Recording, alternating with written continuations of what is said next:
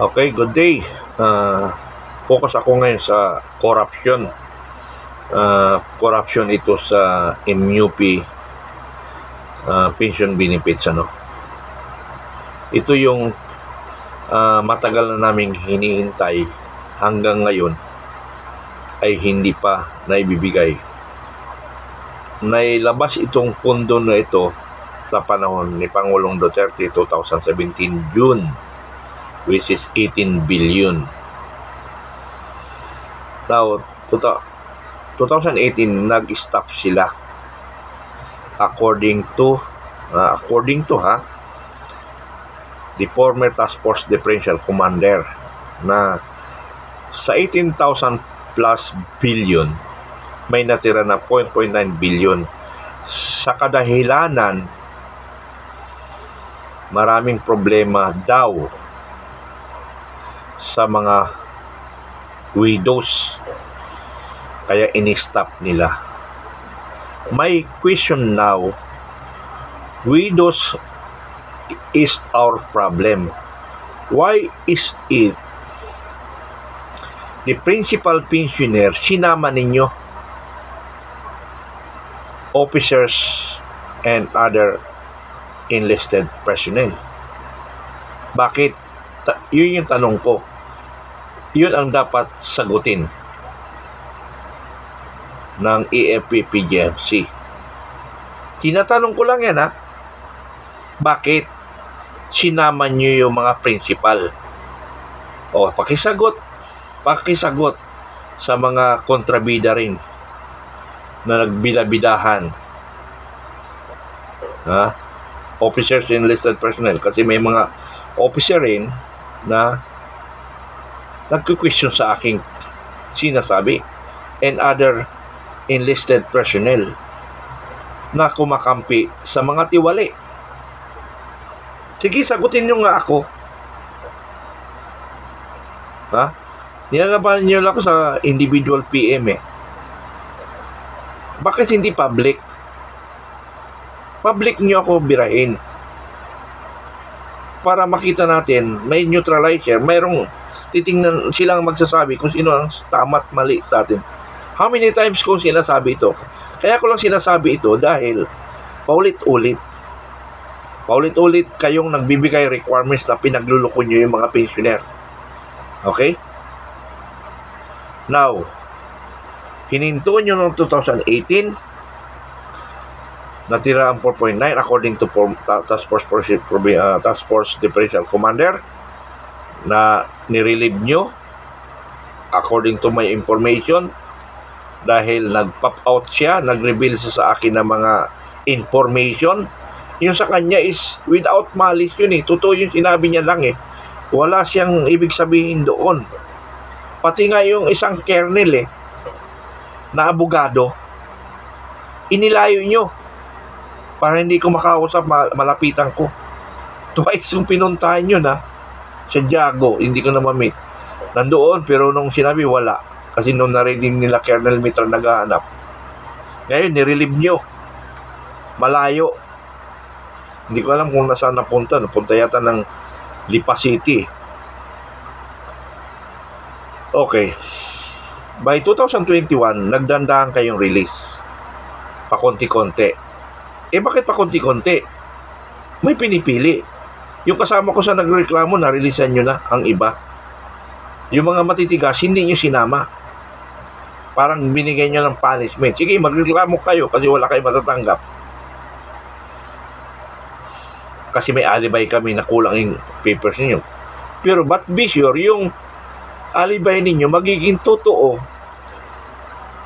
Kasi kung ako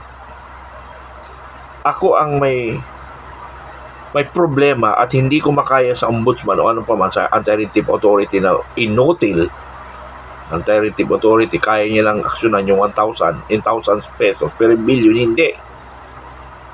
Pampa yun pibaw po yung kinaya nyo.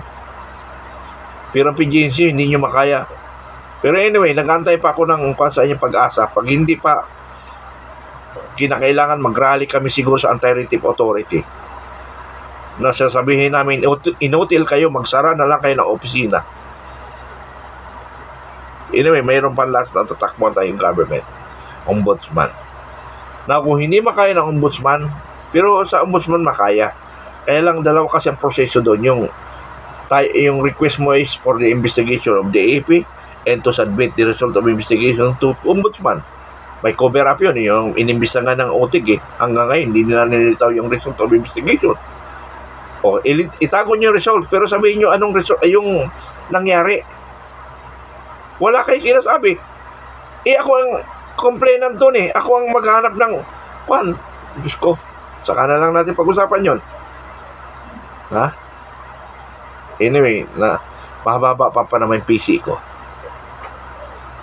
Pero sabi niya, sino ba si Kiran Mitran? Anong magagawa niya?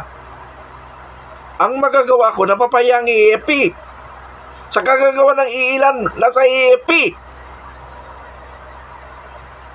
Ha? Ano magagawa ko? Isa lang ako, ordinary kernel, pero pinapahiya nyo ang buong EFP. Wake up, PGMC. Bakit hindi nyo ko harapin sa media? Ayaw nyo, kasi para daw sumikat ako. Hindi, ang katotohanan ang pag-uusapan natin. Sagutin nyo lang. Bakit nyo sinamay ang principal pensioner? Widows lang ang dahilan nyo. Kasi kaya nga nagmuwa kayo sa PSA dahil may mga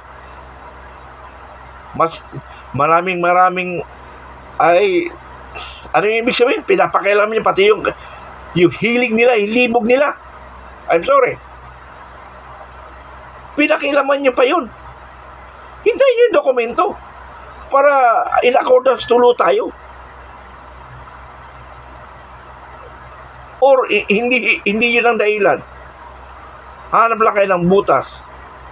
Pero bakit yung principal pensioner? Anong rason nyo? Bakit nyo dinamay? Yun, sagutin nyo.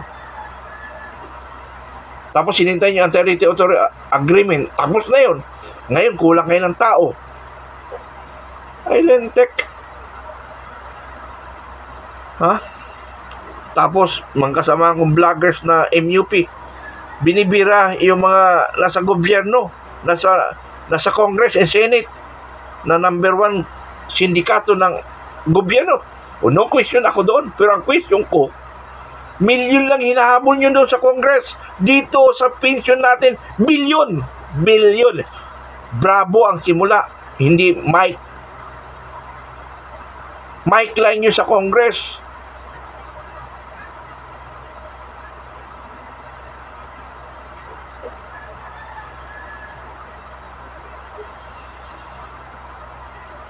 Kailan nyo ibibigay? Ang dami nang namatay O yun ang pinanalangin nyo para hindi nyo na maibigay. Sabi nga nung isang enlisted personnel dyan na nag-retire dyan sa PGMC, grabe sir, yung pension, yung allowance namin, silaki ng sweldo namin. Kaya nga sir, di ako umuwi kasi inilong ko lahat yung sweldo ko Doon na lang ako sa allowance umaasa. Tingnan mo yan Bakit mo alam? Share ako ng Perpetual PowerPoint station Ha? Narinig ko yun. May isa pang EP na nandyan. Hindi niya daw makayanan. Nag-retired na lang. Tapos sasabihin ng isang kasamang ko officer na walang pera ang PGMC. Island Tech. Sino ba magsabi may pera ang PGMC? Yung Pinas walang pera. Puro papel, pero lang inawakan nila.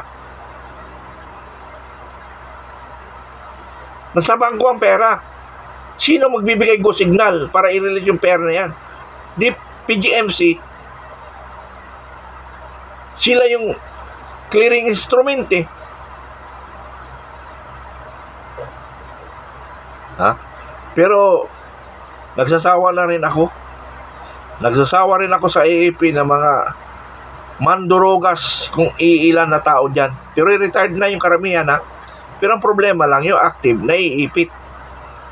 Yung active ang naiipit. Magsalita na kasi kayo. Utang na. Sorry. So, naging sundalo pa tayo na wala tayong panindigan.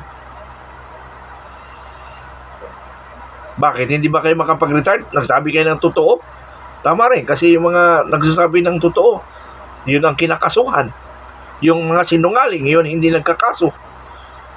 Prove ko yan sa previous unit ko. Yung gumagawa ng kalokohan, libre lang, parang walang nangyari. Ako si tanga. Tungkol sa pera, muntik na madisgrasya.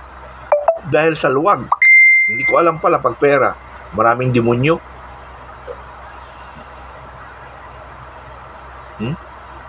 Malalaswa yung mga salita ko sa nabubuisit kasi ako eh. Kaya lang, mas nakakabuisit yung mga manluloko. Sabi pa nga nila si Kevin Mitran, parang hindi professional. Unprofessional. Kaya ang professional ngayon, yung mga kawatan, mga tiwali sa gobyerno, yan ang professional. Professional sa mga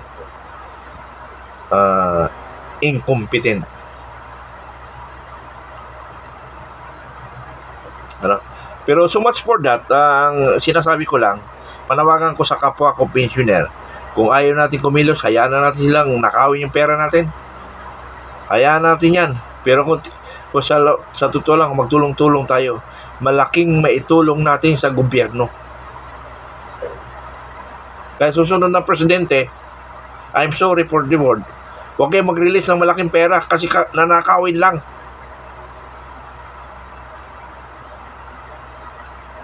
Hindi mo yung kadaming release ng pera ni Pangulong Digong sa MUP. Hanggang ngayon, ina-account pa, hanggang ngayon nagkakasuhan doon sa National Police. Ganon rin ang nangyayari.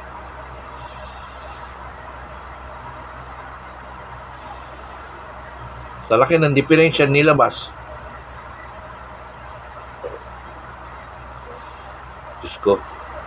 Pero sa mga pensioner na duwag, sa mga pensioner na walang pakialam sa kapwa pensioner,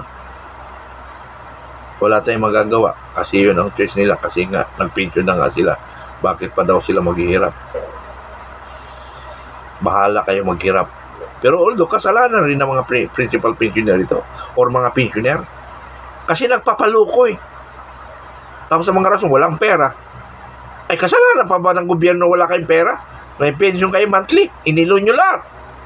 Eh talaga wala kayong pera. Hindi kasalanan ng gobyerno naman yun. Ang puro katiwiran nyo, walang pera. Bakit wala kayong pera? May pension kayo eh.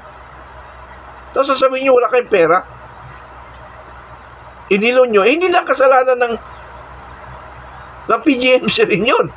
Kasalanan nyo yun.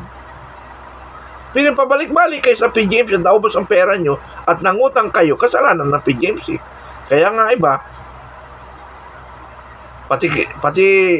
pati widow, sarili na lang nilang pinaghanap buhay nila para lang makasurvive.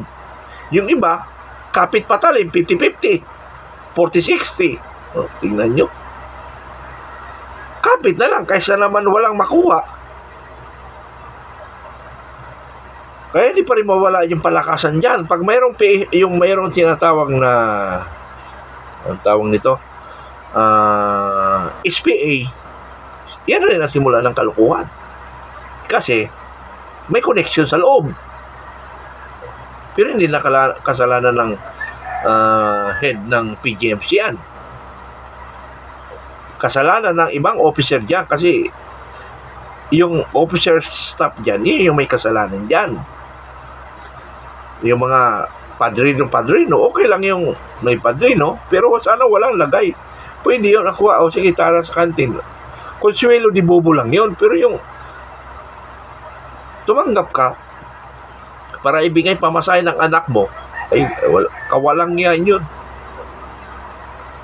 Tapos, ang yabang pang gaganda na sasakyan. May mga resort, mayroong mga gano'n. Tapos, tingin namin background niya, gano'n pala siya. Nakakahiya yun. Kaya nyo ba yun, maatim yung mga gano'n? Gagara na sasakyan natin, tapos, maimbestigahan, background investigation. Kaya pala. But, hindi natin ma-prove. Kasi magaling nga eh, sa clearing instrument. Ha? Ako, hindi marunong sa clearing instrument. Muntik na ma-discuss niya. Kasi inaasa ko lang sa tao ko eh. Siyempre may tiwala ako, yung pala mga mandurugas din pala. Kaya mula noon, nag-ingat na ako. Nag-ingat na ako sa mga pinagkakatiwalaan. Okay, so much for that. Kung walang gustong tumulong, kung gusto niyo tumulong, magbigay kayo ng pera, magbigay kayo ng affidavit para mawala ang korupsyon sa gobyerno.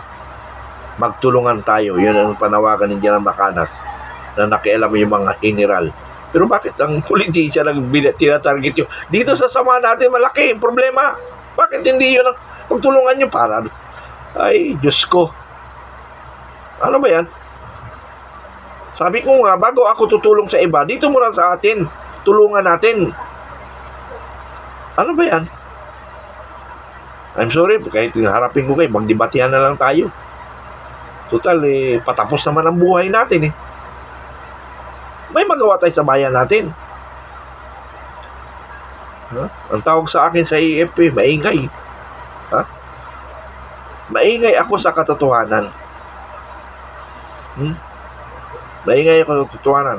Kaya nga sabi ko, kung mali ang ginagawa ko, may kaso na ako. Ilang years na ito? 3 years na. Nangangawa ako dito. Pang 4 years yung ayuda.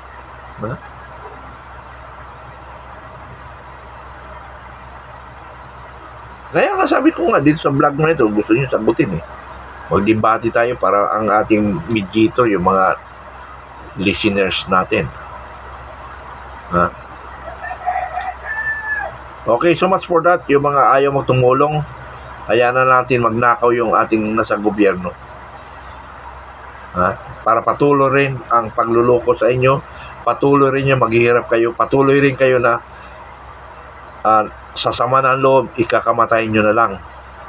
Kung yun ang gusto nyo na ikakamatayin nyo na lang, sa sama ng loob ay subiit, sa inyo na yan. Pero ako hindi ko kaya, mamatay ako na may sinasabi ako at may nagagawa ako at may natutulong ako. Ganon ang aking prinsipyo. Salamat.